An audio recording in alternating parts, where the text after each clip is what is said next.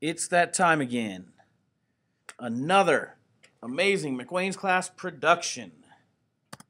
Today, we're going to be focusing on two standards. Students should be able to analyze the causes and effects of major conflicts. That is Colorado Middle School Social Studies Standard History 2E.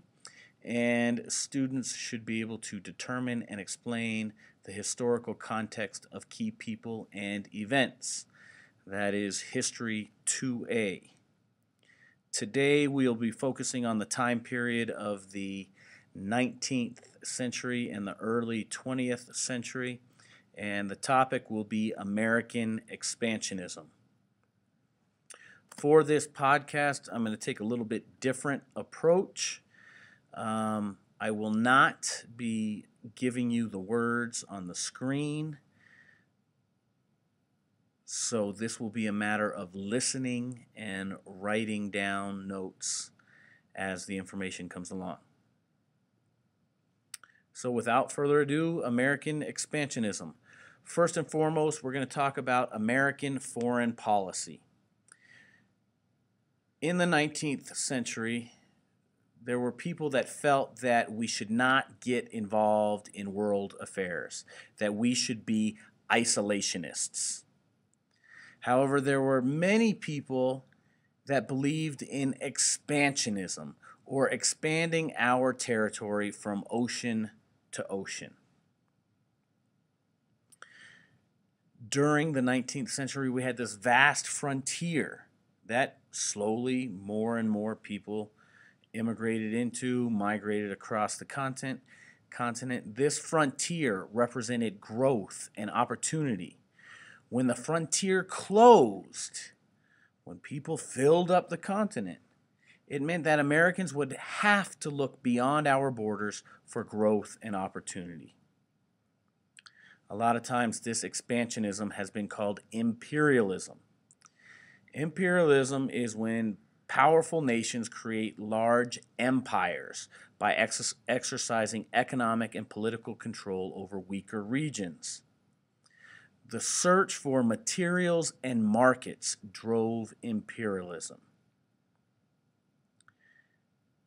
American imperialism kind of began with the United States doing such things as purchasing Alaska from Russia. This was a step toward empire. Now, the Monroe Doctrine, hey, we wanted to control our part of the world. The Monroe Doctrine was a warning to European countries to not attempt to gain any more colonies in the Americas. The United States then signed treaties with Latin American countries to gain economic influence over those countries.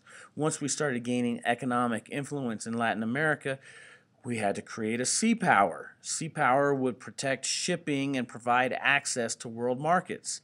This meant that the U.S. would need a powerful navy, or would need colonies, so the ships could be refueled.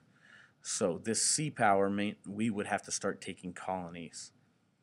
Through the Monroe Doctrine and our search for colonies, this put us against other countries, really, Spain in particular.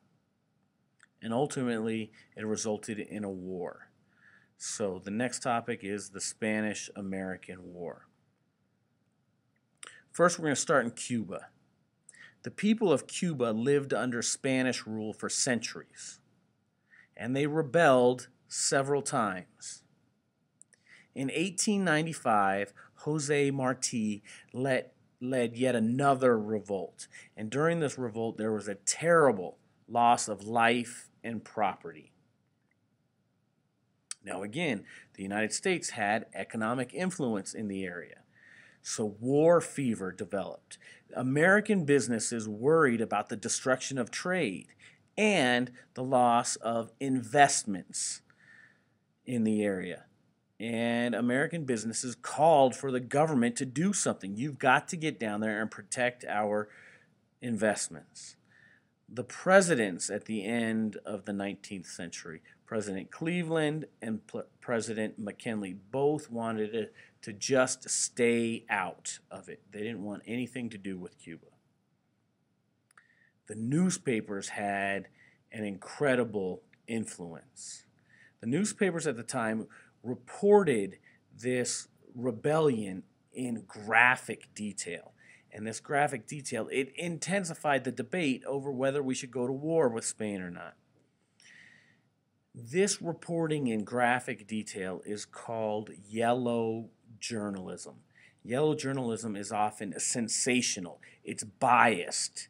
And many times it was false reporting.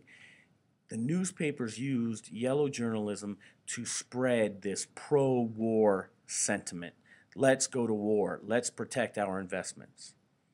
Well, it still wasn't enough yet. There was a crucial event, and we will call this Remember the Maine.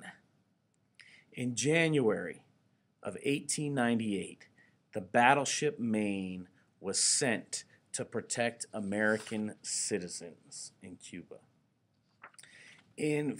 On February 15th of 1898, there was an incredible explosion on the Maine that killed 260 officers and crew.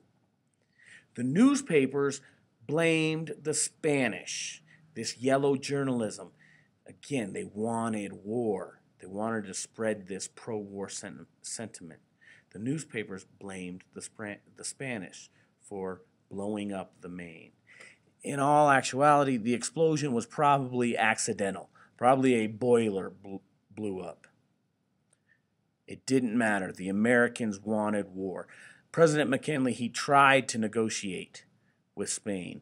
Ultimately, McKinley recognized Cuban independence, and Congress ultimately declared war on April 25th, 1898.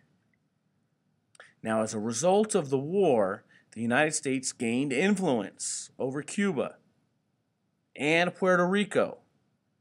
And the United States also acquired the Philippines as a result of the American War. Now, the United States had territories in the Caribbean Sea and in the Pacific Ocean that needed protection. The United States also had a significant navy.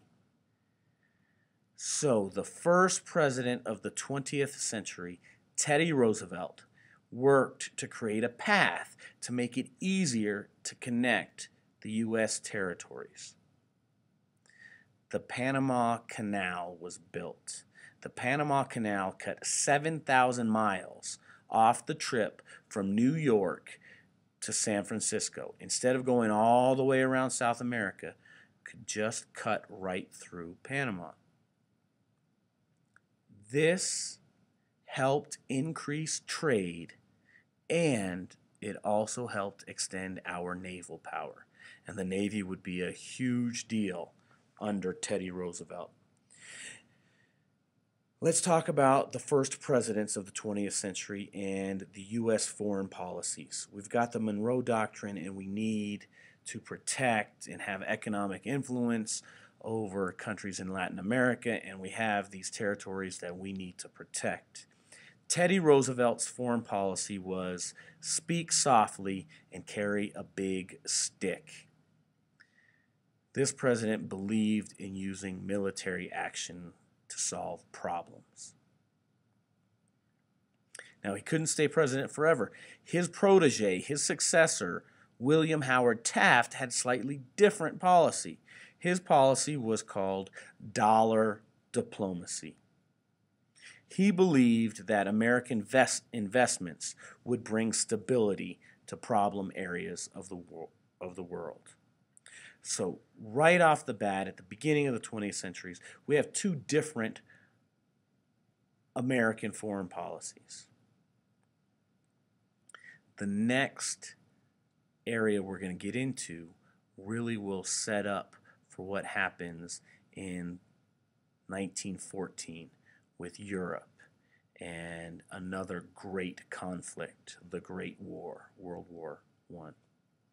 Right now, this has been kind of a sweeping set of notes, but I want you to rack your brain and come up with causes and effects of the Spanish American War.